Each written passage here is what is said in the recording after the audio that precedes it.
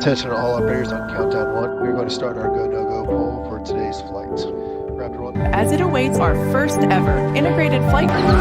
7, 6, ignition, 2, 1.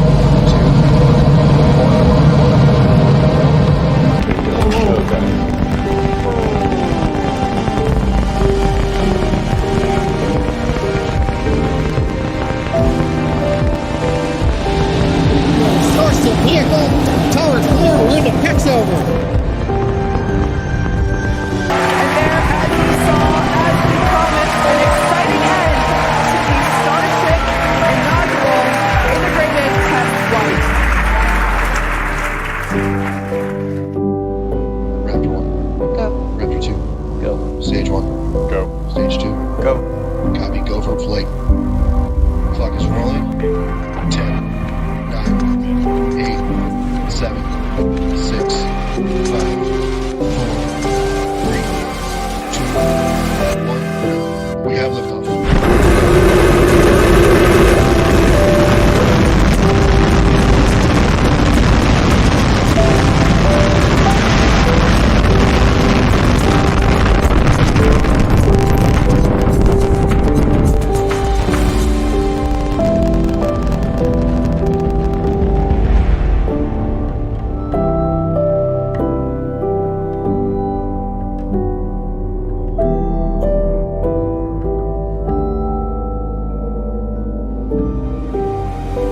Booster engine come up.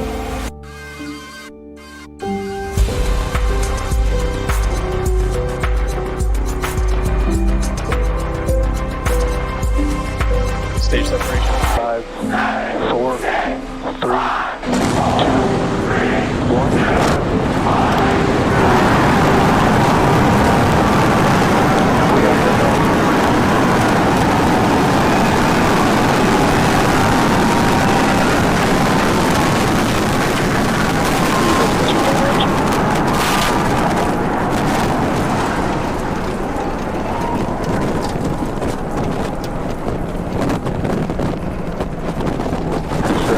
Nominal.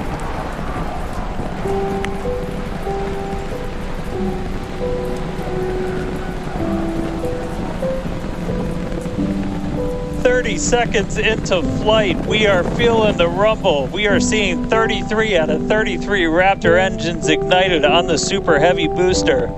Booster and ship, avionics, power, and telemetry nominal. Acquisition of signal, corpus Christi.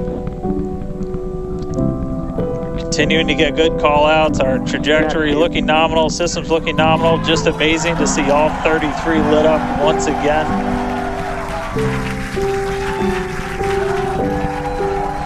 At this point, we've already passed through max Q, that maximum dynamic pressure, and passing supersonic, so we're now moving faster than the speed of sound, getting those onboard views from the ship cameras.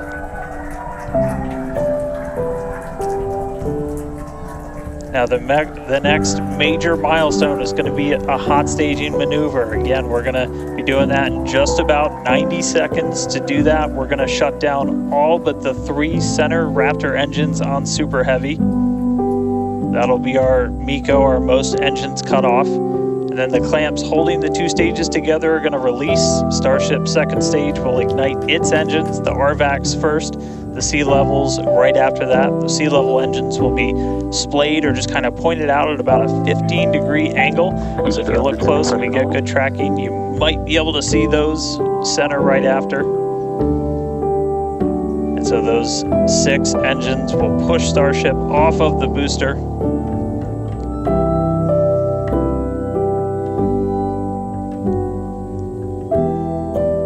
All right, counting down now. We're going to be coming up right at around the 3-minute mark on that hot staging maneuver. Again, we'll see the booster engines start to shut down. You'll see all but 3 lights go out in the middle, and then we'll see the engines ignite on ship, pushing it away, and that will start carrying the ship into space. Booster will start to do its flip and then move into the boost back burn, setting it up for eventual splashdown in the Gulf of Mexico. Stage separation.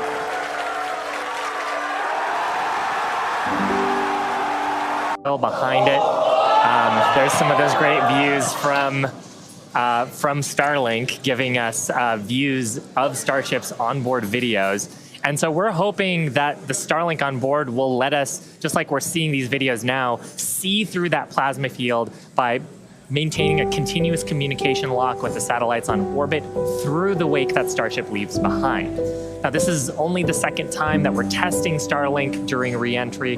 So even though we do have these great visuals now, don't be surprised if we manage to get some signal hiccups through. We're still learning about what that wake will actually look like in practice and whether we're able to get that live continuous high-speed data during re-entry.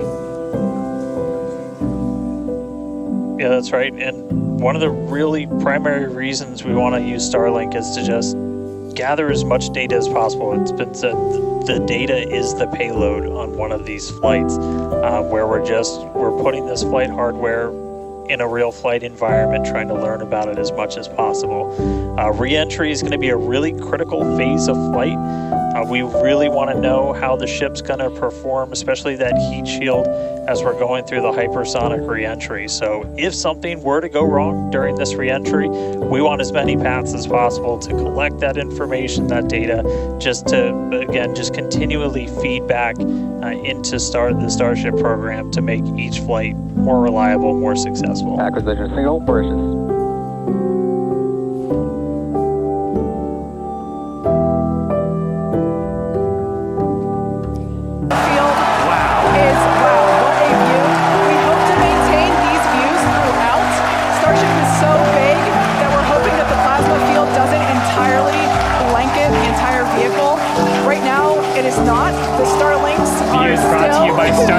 Starlinks are still communicating and still capturing the data and the video that we see here.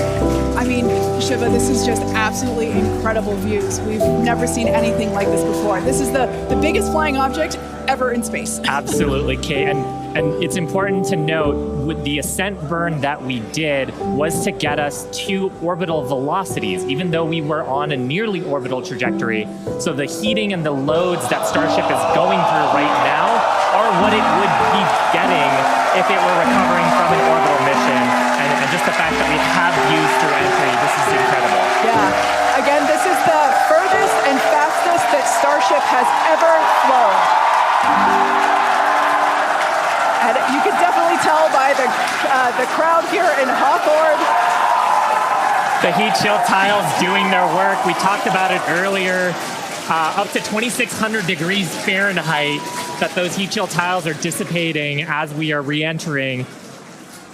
Yeah, now this was one of the critical, or rather the key mission objectives that we were hoping to hit today.